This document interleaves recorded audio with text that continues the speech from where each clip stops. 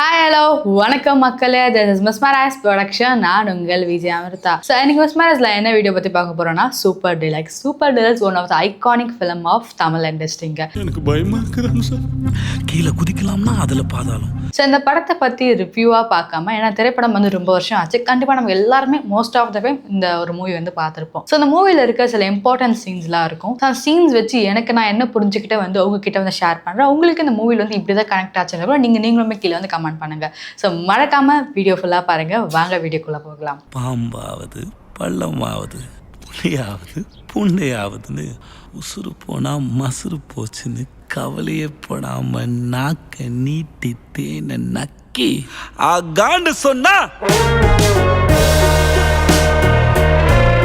Super deluxe திரைப்படம். அதில் வந்து மிஸ்கின் அவர்கள் வந்து ஒரு ஒன் ஆஃப் த சூப்பர் கேரக்டராக வந்து ப்ளே பண்ணியிருப்பாரு. ஸோ என்ன கேரக்டர் உங்களுக்கு நல்லாவே தெரியும். ஸோ அதில் வந்து ஒரு சீன் ஒன்று இருக்கும், ஓகேங்களா? அவருமே ஒரு இன்டர்வியூ வந்து சொல்லியிருப்பாரு. ஸோ அதில் வந்து நதியா மேம் வந்து நடிக்க வேண்டியது, அதாவது ரம்யா கிருஷ்ணன் மேம் ரோலில் வந்து நதியா மேம் தான் ஃபர்ஸ்ட் வந்து நடிச்சிருக்காங்க. அவங்கள தான் கேஸ்ட் பண்ணியிருக்காங்க. ஸோ அவங்க வந்து ஒரு ஹாஸ்பிட்டல் சீன் இருக்கும்ல, அதாவது அந்த படத்தில் வந்து அவங்களோட பையனுக்கு வந்து அடிபட்டுரும். ஸோ ஹாஸ்பிட்டல் வந்து சேர்த்துருவாங்க. அவங்க கிட்ட காசு இல்லாமல் எல்லார்கிட்டே வந்து பிச்சை எடுத்துட்டு இருப்பாங்க. காசு கொடுங்க, எனக்கு காசு கொடுங்க, என் பையனுக்கு வந்து உடம்பு முடியல. இவர் என்ன பண்ணிட்டு வரனா, கடவுள் நினைச்சு பிரார்த்தனை பண்ணிட்டே இருப்பாரு, இல்ல கடவுள் காப்பாத்துவார், கடவுள் காப்பாத்துவார்னு. அப்போ வந்து ரம்யா கிருஷ்ணா மேம் வந்து ஓங்கி பலார்னு கண்ணத்துல அறிவாங்கல்ல. ஆக்சுவலா இந்த சீனை நடக்கிறதுக்கு முன்னாடி ஒரு 2 days பிஃபோர் வந்து அதே மேம் தான் இந்த படத்துல வந்து ஒரு பாதி சீன் வந்து முடிச்சிருக்காங்க. அதுல வந்து நம்ம கேமரா வந்து ஒய்டா வச்சுட்டு இருக்கும்போது வந்து அடிக்கும் போது அந்த மூவி ஷூட்டிங்லாம் வந்து ரீலாவே அடிக்க மாட்டாங்க, லைட்டா கை இப்படி பண்ற மாதிரி தானே பண்ணாங்க. ஸோ அப்படி பண்றப்போ வந்து மிஸ்கின் அவருக்கு வந்து என்ன சொல்லுவாங்க பாத்தீங்கன்னா வந்து, நீங்க என்ன நிஜமாவே அடிச்சிடுங்க மேம், அப்பதான் வந்து அந்த ஒரு ஃபீல் இருக்கும். ஏன்னா வந்து லாங் ஷாட்ல எடுக்கிறாங்க, அப்போ கண்டிப்பா ரீடேக் போயிட்டு இருக்கோன்னே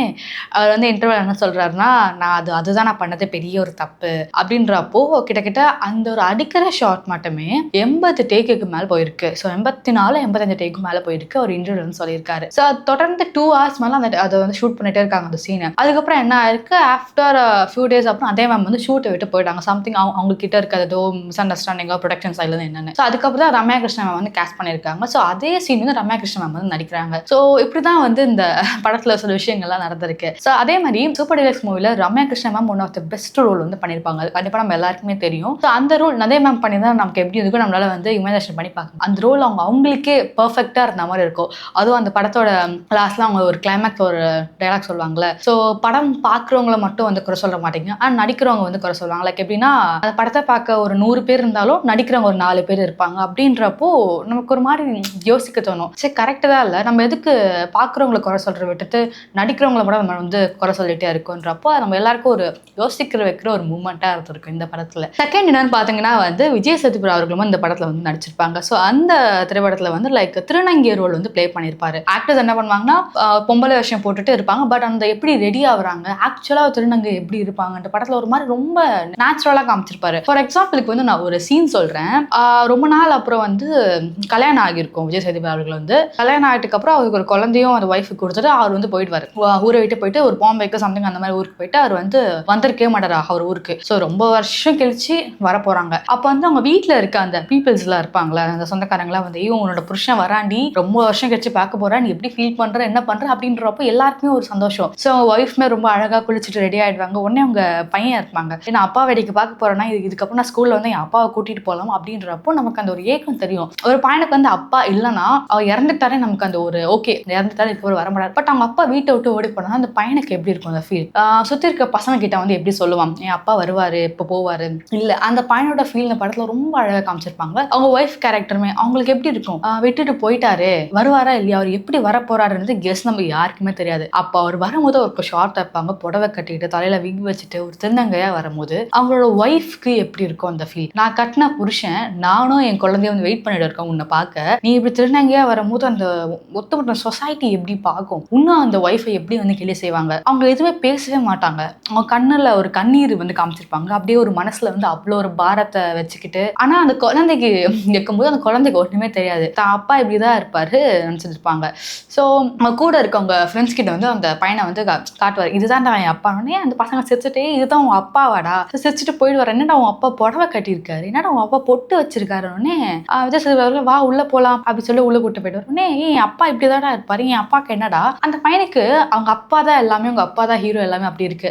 என் அப்பா புடவை கட்டியிருந்தா என்ன, என் அப்பா திருநங்கையா இருந்தேன், அவருக்கு அந்த மைண்ட் செட் இல்லை, இவர் தான் என் அப்பா ரொம்ப வருஷம் கழிச்சு வந்திருக்காரு. அந்த அப்பா பாசத்தை ஏங்குற ஒரு பையனுக்கு அவ்வளோ அழகாக காமிச்சிருவோம். நமக்கே பார்க்கும்போது ஏன்னா விஜய் சேதுபதி அவர்களும் நம்ம குறை சொல்ல முடியும். ஏன்னா திருநங்கைன்றது வந்து ஒரு நார்மல், அது அவங்க பாடியில் நடக்கிற ஒரு நேச்சர்ல. ஸோ அதை வந்து அதை அக்செப்ட் பண்ணி அவங்க ஒய்ஃபோ அவங்க குழந்தைய கூட இருக்காங்களா இல்லையா கேட்டால் தெரியல. ஸோ அடுத்த ஷார்ட் என்னன்னு பார்த்தீங்கன்னா வந்து விஜய் சேதுபதி அவர்களை வந்து சாரி வந்து சேஞ்ச் பண்ணிட்டு இருப்பாரு. அப்போ தலையில இந்த விக் இருக்காது.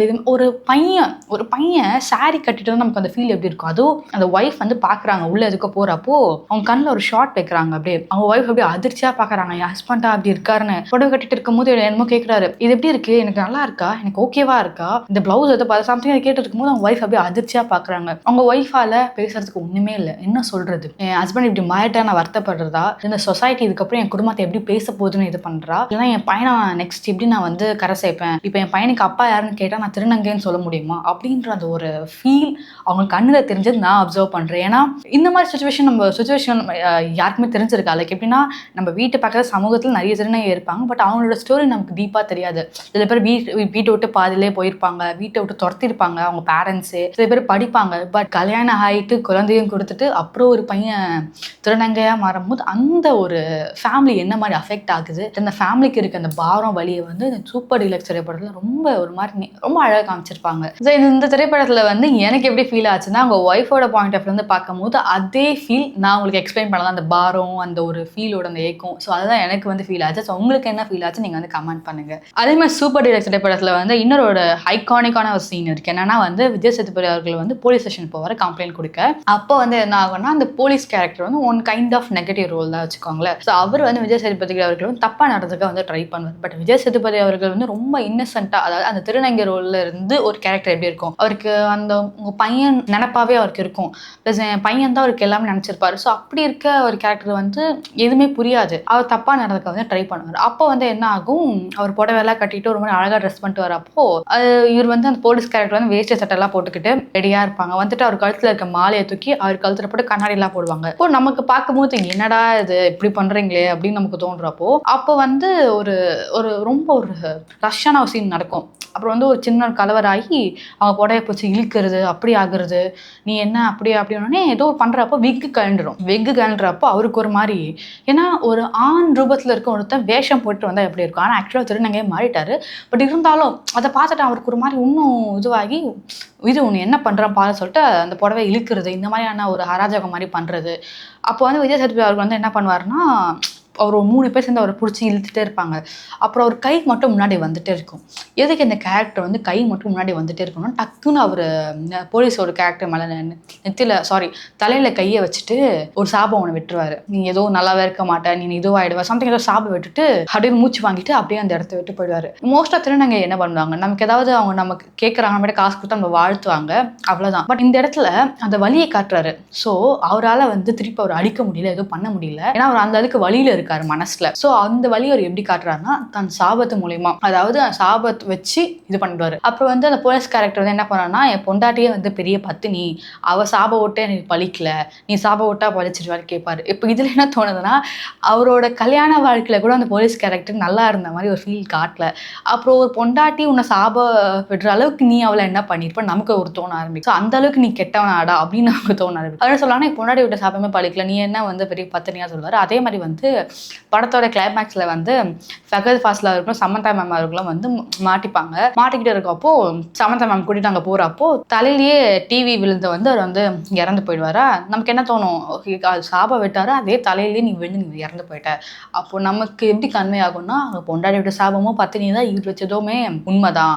ஸோ எந்த ஒரு சாபமும் வந்து பழிக்கணும்ல அவசியம் இல்லை. இதே வேர்டு வந்து எப்படி வந்து யூஸ் பண்ணியிருப்பாங்கன்னா, ஃபகத் ஃபாசில் அவர்களும் சமந்தா மேம் வந்து லிஃப்ட்ல வந்து போயிட்டு இருப்பாங்க, கரண்ட் போயிடும். அவருக்கு என்ன, ஃபகத் ஃபாசில் அவர்கள் வந்து ஆல்ரெடி ஒரு துக்கத்தில் இருப்பார், நம்ம பொண்டாட்டி வந்து நமக்கு வந்து துரோகம் பண்ணிட்டாலுன்னு. ஸோ அந்த துக்கத்துலேயே வந்து லிஃப்ட்டில் போயிட்டு டக்குன்னு கரண்ட் ஆஃப் ஆகிடும். உடனே கரண்ட் கொஞ்சம் நேரத்தில் வந்துடும். சமந்தா மேம் சொல்லுவாங்க, இவர் உடனே நீ பெரிய பார்த்து நீ சொன்னால் கரண்ட் வந்துடும், டக்குன்னு கரண்ட் வந்துடும். ஸோ இது ஒரு மாதிரி என்னடா இது இப்படி இருக்கே, அந்த ஒரு வேர்டு அடிக்கடி ஒரு இடத்துல அழகாக வந்து மென்ஷன் பண்ணியிருப்பாரு. ஸோ அதே மாதிரி வந்து இறந்து போயிடுவார். ஸோ அதுக்கப்புறம் வந்து ஒரு கதைகள் வந்து ரொம்ப அழகாக காமிச்சிருப்பாங்க. ஸோ இன்னொரு பார்ட் ஆஃப் கதை பார்த்தீங்கன்னா வந்து ஒரு 4 பசங்க இருக்க ஒரு கேங்கில் வந்து ஒரு பார்க்கக்கூடாத ஒரு படத்தை வந்து அந்த வயசில் வந்து பார்க்கறதுக்காக சிடி வாங்குறதுக்காக போகிறாங்க. அப்போ வந்து கூச்சப்பட்டுட்டே இருக்கேன், ஏன்னா 16-17 வயசு தான். அந்த வயசில் நீ அந்த அந்த மாதிரி விஷயத்தை பார்க்கவே கூடாது. அந்த இடத்துக்கு போயிட்டு வந்து நான் வந்து அந்த விற்கிற ஆண்டி கிட்ட போயிட்டு நான் பயாலஜி ஸ்டூடெண்ட் தான், நான் வந்து அதெல்லாம் வந்து எனக்கு ரொம்ப நார்மல் தான், நான் வந்து படிக்கணும் இது பண்ணணும்னே அவங்க பாட்டி வந்து புரிஞ்சிருச்சு. ரொம்ப கூச்சப்பட்டுட்டே இருப்பான். அது உடனே வந்து அந்த சிடி வாங்கிடுவாங்க. உடனே அவங்க பாட்டின்னு சொல்லுவாங்க, தம்பி ஃபர்ஸ்ட் தைரியம் இருக்கணும், கூச்சப்படக்கூடாது, எதுவுமே கேட்க கூச்சப்பட்டனா ஒண்ணுமே கிடைக்காது. ஆக்சுவலா இந்த ஒரு வேர்ட் நம்ம லைஃப்ல நம்ம வந்து லெசனா எடுத்துக்கணும். நம்ம ஒரு விஷயம் நமக்கு ஏதாவது ஒர்க் ஏதாவது வேணும்னா ஃபர்ஸ்ட் நம்ம அதை கேட்கணும், கூச்சப்படாம கேட்கணும். அதுக்கப்புறம் அது கிடைக்கதா இல்லையா செகண்டரி. இந்த ஒரு படத்துல வந்து ரொம்ப சிம்பிளா அது ஏன் இந்த இடத்துல காட்டணும்ன்றது வந்து எதுவுமே இல்லை, பட் இது மூலியமாவும் காட்டுறாங்க. சிம்பிளா அந்த ஒரு சீடியை வாங்குறாரு, அந்த சீடியை வாங்குறதுக்கு அவன் எவ்வளவு கூச்சப்படுறான், அந்த ஒரு விஷயத்த வந்து அப்படி போய் இப்படி போய் ஒரு அவ்வளோ ஒரு மீனிங்ஃபுல்லான ஒரு வேர்டை வந்து அந்த இடத்துல இருந்து. ஸோ அதே மாதிரி வந்து இந்த படத்துல வந்து ஒரு ஏலியன் சீன் ஒன்று வரும். அப்போ வந்து செட் ஆஃப் பசங்க வந்து அதில் இந்த படத்துல ஒரு கேரக்டர் ஒன்று இருக்கும், காஜின்னு. அந்த பையனை ஏன் அப்படி கூப்பிட்றாங்க, அந்த பையன் ரொம்ப அந்த ஒரு விஷயத்துக்கு வந்து ரொம்ப ஒரு அடிக்ட் ஆன ஒரு பையன். ஸோ அதனாலே வந்து அவன் பொண்ணு பார்த்தாலும் அதை பார்த்தாலும் ரொம்ப ஒரு மாதிரி ரசிச்சு பார்க்கறதா இருக்கட்டும், ஸோ தப்பான கண்ணோட்டத்தை பார்க்கறது நமக்கு சிரிப்பு வரும் ஒரு வாட்டி அந்த பேர் நம்ம வந்து சொல்லும் போது. அப்போ வந்து அந்த ஏலியன் ஒருத்தவங்க வருவாங்க. லைக் எப்படின்னா அந்த ஹீரோயின் வந்து வரும்போது ஒரு ஃபீமேல் கேரக்டர் தான் வருவாங்க. அப்போ வந்து யாரு நீங்க, அவங்க நடக்கும் போது ஒரு மாதிரி நடந்து வந்துட்டு இருப்பாங்க. அப்போ வந்து எல்லாருமே எல்லாம் பயந்துட்டு பின்னாடி போயிட்டு இருப்பாங்க. திடீர்னு அவங்க வந்து அவங்க ஏலியன் ரூபத்தை காட்டும் போது வந்து மிரர்ல ஒரு ஷாட் வச்சிருப்பாங்க. நமக்கு இப்படி இந்த நார்மலா ஸ்மூத்தா போன ஒரு படத்துல திடீர்னு எங்க இருந்ததா ஏலியன் அப்படின்றப்போ அது காமிச்சிட்டு பேசிட்டு இருந்தப்போ அவங்க சொன்னாங்க, நம்ம எல்லாரும் என்னத்தனால பேசுறோம், வாயால் நம்ம ஒண்ணு பேசணும், எல்லாருக்கும் ஒரு பயம் வந்துடும், ஐயோ ஏலியனா நம்ம செத்துட்டோம்டா அப்படின்றப்போ அந்த காஜன்ற கேரக்டர் மட்டும் பார்த்துட்டே இருக்கும் ஏலியனை.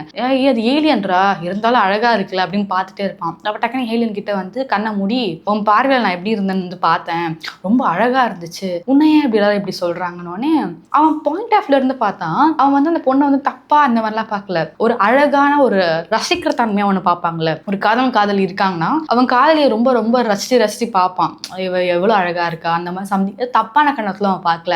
இதுதான் ஏலியன் வந்து கண்ணை பண்ணியிருக்கோம். அப்போ அந்த பொண்ணு வந்து கேட்பா, எனக்கு வந்து ஒரு ஆண் துணை ஒன்று தேவைப்படுது, நீ என் கூட வரையணும்னு. அந்த கேரக்டரும் என்ன பண்ணா ஓகே சொல்லிடும். அப்போ வந்து அந்த பொண்ணு வந்து ஒரு டிஸ்கஸ் பண்ணிட்டு மேலே போவாங்க. அதாவது அந்த ஷார்ட் எப்படி காமிச்சிருப்பாங்கன்னா, ரிமன் பில்டிங் இருக்குல்ல சென்ட்ரல் பக்கத்தில், ஸோ அது வந்து மொட்டை மாலை நடக்கிற மாதிரி சம்திங் அந்த வீட்டில் இருந்து ரிமன் பில்டிங் தெரியுது. இதுலேயே வந்து நமக்கு தெரியும் சென்னைக்குள்ள ஏதோ ஒரு இடத்துல நடக்கிற மாதிரி காமிச்சிருப்பாங்க.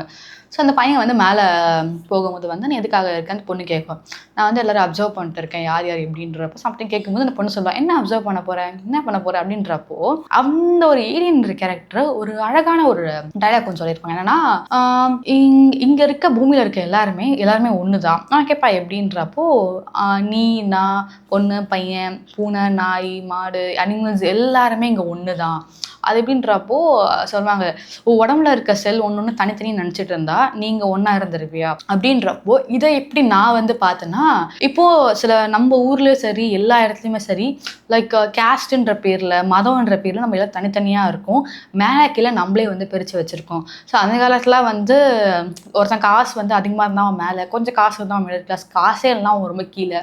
இந்த மாதிரி பிரிவை தாண்டி அந்த ஜாதின்ற பிரிவும் சரி, லைக் எப்படின்னா அந்த மதத்தோட பிரிவும், ஏன் மதம் பெருசு ஏன் கடவுள் பெருசு அப்படின்ற பிரிவு மனுஷங்க ஒன்றும் இருக்காங்க. நம்ம கண்ணு மூக்கு வாய் இதுக்கெல்லாம் என்ன ஜாதி இருக்கு, இதுவே எல்லாம் ஒன்று தானே, இதெல்லாம் ஒன்றா சேர்ந்தா நம்ம இருக்கோன்றது வந்து நான் வந்து புரிஞ்சுக்கிட்டேன். ஸோ உங்களுக்கு அதே மாதிரி தோணுச்சுனாலும் கமெண்ட் பண்ணுங்க. இந்த இடத்துல வந்து இன்னொரு சீன் இருக்குன்னா, லைக் சமந்தா மேம் ஃபகத் ஃபாசில் அவர்கள் வந்து இருக்காங்க. ஸோ சமந்தா மேம் வந்து என்ன பண்ணுவாங்கன்னா, இன்னொருத்தவங்க ஒரு துணையை தேடி வந்து லைக் அஃபேர் வச்சுட்டு இருப்பாங்க. ஸோ அந்த டைம்ல வந்து இறந்து போயிடுவார் அந்த பர்சன் வந்து. அப்போ வந்து ஃபகத் ஃபாசில் அவர்கள் வந்து உள்ள வந்து பார்த்ததுக்கப்புறம் அவருக்கு தெரிஞ்சிருச்சு நம்ம ஒய்ஃப் வந்து நமக்கு வந்து துரோகம் பண்ணிட்டா. ஸோ அந்த இடத்துல ஒரு நார்மல் கப்பல் வந்து என்ன பண்ணியிருப்பாங்க, ஸோ வந்து ஒரு எப்படி சொல்கிறது, போலீஸ் கம்ப்ளைண்ட் கொடுத்துருக்கலாம், என்ன வேணாலும் பண்ணியிருக்கலாம் அந்த இடத்துல. ஆனால் அதெல்லாம் இல்லாமல் அவங்க 2 பேருக்குள்ள கான்வர்சேஷன் வந்து நடந்துகிட்டே இருக்கும். ஓகே இந்த பணத்தை ஃபஸ்ட்டு என்ன பண்ணலாம், அதுக்கப்புறம் நம்ம டிசைட் பண்ணிக்கலாம் அப்படின்றதுனால அந்த ஒரு ட்ராவல் பண்ணிட்டு இருப்பாங்க. இந்த இடத்துல என்னத்தான் அவங்க ஒய்ஃப் வந்து அஃபேர் வச்சுருந்தாலோ அவர் வந்து ஸ்டில் அதை வந்து பில் பண்ணிகிட்டே இருக்காரு. நீ என்ன இப்படியா அப்படி மாற்றி வந்து குறை சொல்லிகிட்டே இருக்கிறது, சண்டை போட்டுகிட்டே இருக்கிறது, ஒரு மாதிரி காமிச்சிட்டே இருப்பாங்க, ஒரு மாதிரி நீட்டாக கொண்டு போயிருப்பாங்க. ஸோ இப்படியும் சில கப்புள்ஸ்லாம் இருக்காங்களா, இவ்வளோ அண்டர்ஸ்டாண்டிங்காக இருக்காங்களா, அப்படி அண்டர்ஸ்டாண்டிங்காக இருக்கும்போது எதுக்கு வந்து அவங்க வந்து இன்னொருத்தவங்க அஃபேரை தேடி போகிறாங்க ஏன் அப்படின்னு சொல்லி ரொம்ப ஒரு மாதிரி டிஃப்ரெண்டாக காமிச்சிருப்பாங்க. ஸோ சூப்பர் டீலக்ஸ் திரைப்படம் வந்து அவ்வளோ விஷயங்கள் இருக்குது பேச. ஸோ அதுக்கு வந்து இந்த ஒரு வீடியோ பத்தாது. நெக்ஸ்ட் வீடியோவில் பார்க்கலாம். ஸோ நன்றி, வணக்கம். திஸ் இஸ் மிஸ்மராஜ் ப்ரொடக்ஷன். நான் உங்களை விஜய் அமிர்தா.